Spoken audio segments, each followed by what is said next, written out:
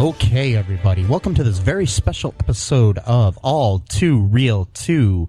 I am Michael E. Cullen II, and with me, as always, is Matthew Haas, co-host and friend of the world.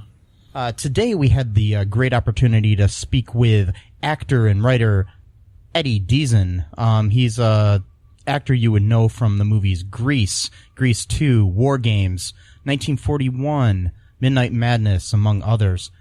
He's also the voice of Mandark in Dexter's Laboratory. He was also in the movies Rockadoodle, and he was in Kim Possible, and also he played the know-it-all kid in The Polar Express.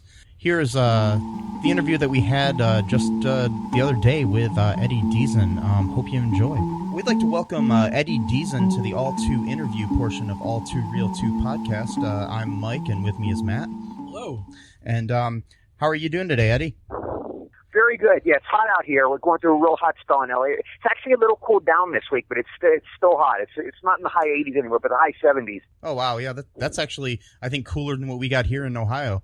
You're right. I think the country's going through much worse than what we're going through here, but it's hot for me. It's weird, yeah. Yeah. Can you tell people a little bit about how you got started in acting? Sure, Mike. I came out right after high school. I came out to L.A.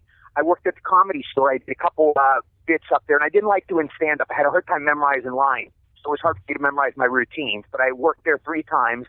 I worked at the Comedy Store in L.A. and then the Westwood. Then I did the old Gong Show with Chuck Barris. That was my TV debut. I did that. I got gonged by Paul Williams, and then he was a real nice guy, but he did gong me on that. So that, yeah. And then I got Grease after that. I lucked out. They used to have the rule in Hollywood: you can't be in the union unless you work. You can't work unless you're in the union. And I wasn't in the union, so I couldn't work. But luckily, I auditioned for Grease. I got it, and they got me in the union. Paramount paid, and I got in the union. So I started out in a good film. Yeah. That's awesome. I really lucked out there. And then I just started working after that. Yeah, I know I watched Grease more times than I can count. My sister was obsessed with it as a kid. So it was like one of the 2 VHS movies we had, and she would watch it over and over and over again. So it was fun. Oh. After a while. That's good to hear. Tell your sister I said hi, Mike. I will, for sure. Yeah, so what do you got going on now in your life? Like, yeah, what have you done lately? I just wanted to promote on your show. I do have, by the way, I'll be my pleasure to answer any questions, but I did want to get a plug in. Yeah, I'm sure. doing a Grease screening. We're having a screening in Fresno, California next Saturday night. Awesome. It's at 8 o'clock. The doors open at 6:30. I'll be signing there, doing a Q&A, and hosting a screening of Grease. It's at the Crest Theater in Fresno next Saturday, July 27th. So please be there if you're there. If you're in the Fresno area, please come. I'd love to meet you. Awesome. Love to see you. What kind of advice would you give anybody that's interested in getting into acting that hasn't, that is interested in starting? Yeah, it's kind of like anything else in life. It's a dichotomy. There's a good side and a bad side. I'll tell you, the bad side, I think most people know, is it's very competitive, highly competitive field, and you can meet a few gnarly people, although most of the people are great, so I shouldn't even say that. There's a few gnarly people, but there's a few gnarly people in anything in life, you're going to meet that. But it is highly competitive, so that's a hard thing. If you can get the work, it's the greatest field in the world. You get overpaid. They overpay us tremendously. We get way more than we deserve. You meet great people. You meet really wonderful people, and it's very fulfilling. If you're an artist, you want to communicate that way. You want to make people laugh. You want to make them cry. You want to make them, feel whatever emotion. It's very fulfilling. It's a sad field because so many people do fail in it. There's X number of jobs, and there's millions and millions of people trying for these jobs, and there's not enough to go around. So it's sad in that way. But it can be a great field, it can be very rewarding. I know I've had a lot of great wins in it. I've had a lot of good times. But, I've had my bad stalls too, I think everybody's that way. It goes up and down. And it's not a field, Mike, like, plumber. You want to be a plumber or a lawyer or a doctor or whatever. You go to school, you study, 8 years or whatever, and such, you get your cert and you get your diploma and you're that, you're that thing. With an actor, it's not that way. It's very capricious, it's very subjective. What you go through is it's individual, and you just hope for the best. Anyway, to answer your question, the advice I give, Mike, I always the old James Garner. James Garner said, the guy from the Rockford Files, do you remember him? Oh, yeah. Yeah, he said he got in and he said his father gave him the best advice. He said he wanted to be an actor in Gwynedd. He said, give it 5 years. Give it the 5-year rule. Go in, You start like when you're 18 or 20 or 23 or whatever, 25. Give it 5 years. Give it everything you got for 5 years. Get pictures, go out, try to make all the contacts for 5 years. Because if nothing happens in 5 years, you probably don't have it. You probably just don't have what it takes. If you do have something, you'll probably get something in 5 years. Something will happen in 5 years, it'll occur, and it'll work. So I say, give it 5 years. And, and you also figure 5 years isn't that big a portion of a person's life. No. You devote 5 years, you give it everything you've got, and if it doesn't happen, then you go and be something else. That's all. You still have the rest of your life, and 5 years is enough to devote to it. You'd always say, I gave it a good try. I gave it a fair try, Yeah, that's good advice. Hi, folks. This is Michael E. Cullen II from the podcast that you're listening to right now, along with manager Matthew Haas. You got promoted? Yes. Damn it. Okay, anyways, folks, do you like the show Superstore? I don't know. I asked the folks and nobody's answering me. Because they're not here. Oh, but we love damn it. Yeah, we love it, though. Okay, folks, if you like it as much as we do, you're really going to like the Super Story podcast, which is a podcast where Matthew and I go episode by episode and give our little opinions and thoughts on it. Sometimes we have guests, sometimes we don't. Just depends on how we're feeling. Yeah. And, so if you like this podcast and like our little crazy banter, then you should definitely check this out. Or I might get sad. And when I get sad, it gets pretty sad. Yeah, so I can't deal with him when he's sad. Yeah, no one can really. So, yeah. So check out Super Story Podcast right here where you get this podcast, Super Story Podcast. Step 1. Dramatic introduction. I am Magus Elgar. Magus Thatalor Elgar is one of the more respected casters in all of Hearth. The dragon bone plate in my skull probably needs its focus enchantment aligned. Though don't expect to go under his tutelage unscathed. Well, you know what they say. Pretension can turn intention into the best retention. Nobody says that. No, not really. You can hear Magus Elgar and his exciting adventures. Visit MagusElgar.com to download your copy today. Yeah. Like so far, like in all the movies and TV shows and everything that you've been involved with, what is your favorite memory so far of everything you've done? So many, Mike. That's such a great question. But I'd say working with Tom Hanks in Polar Express, because he was such a wonderful guy, and he's my favorite star. So working with him was like a real treat. And then another one is John Travolta, because he was such a great guy. Grease was my first film. It was exciting. And John, being with John, the whole cast and crew of Grease was great. But John really made it special. He was just such a wonderful guy. And I'd say I did a Magnum PI back in the 80s. And Tom Selleck was so nice. The whole cast and crew of Magnum was great. And going to Hawaii was like paradise, So that was kind of really special, too. Those are just some off the top of my head. Awesome. Yeah, I love Tom Selleck. He seems like a really nice guy, too. Yeah, Tom Hanks nice. as well. Speaking of people that you've worked with, if there's anybody that you haven't worked with yet, who would you love to work with that you haven't yet? Such a great question. I would say I'll give you an honest answer. He's getting kind of up there, but he's still churning them out. Woody Allen. I'd love to do anything with Woody Allen. Go in a film and just do a cameo, get to do a scene with Woody Allen, get to be directed by Woody Allen, just to meet him, the experience. I'd love that.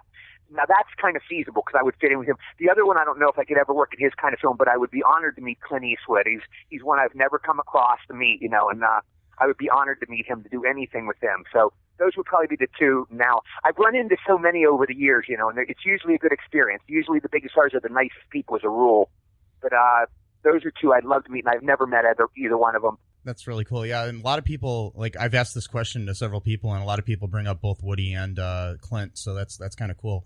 So it seemed like they would be definitely people to work with. Yeah, they're you figure these guys both go back to the 60s. They've been churning out movies since the 60s and, still churn out great stuff, and you just really admire these guys. Their careers are amazing, and their talent is amazing. Another question, what are you listening to or watching or reading right now that you would recommend to people that you're not involved with? I'm just curious because I always like to right know at this very moment. It's funny you ask. I'm watching Rio Bravo, one of my favorite westerns with Dean Martin. I think it's Dean Martin's best movie. Dean Martin and John Wayne. So I'm watching that. It's my second favorite western film outside of Tombstone is my favorite. This is my second favorite.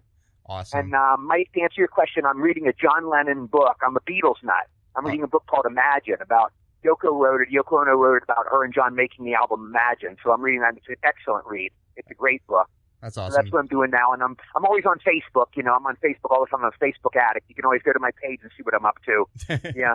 Yeah, no, I understand the Beatles thing. I've been obsessed with them since I was like probably about 5 years old, so I understand that. Yeah. Did you hear about Paul and Ringo last week? Was that Oh, cool yeah. or what?